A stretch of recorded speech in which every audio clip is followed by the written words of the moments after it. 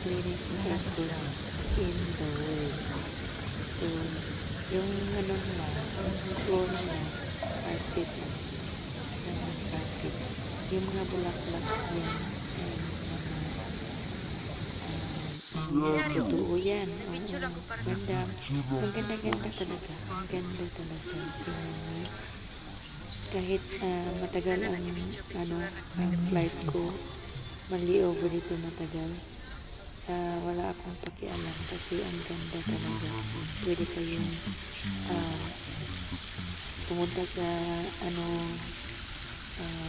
second floor, may second floor din yan, and mga bulaklak. So, ang ganda, diba?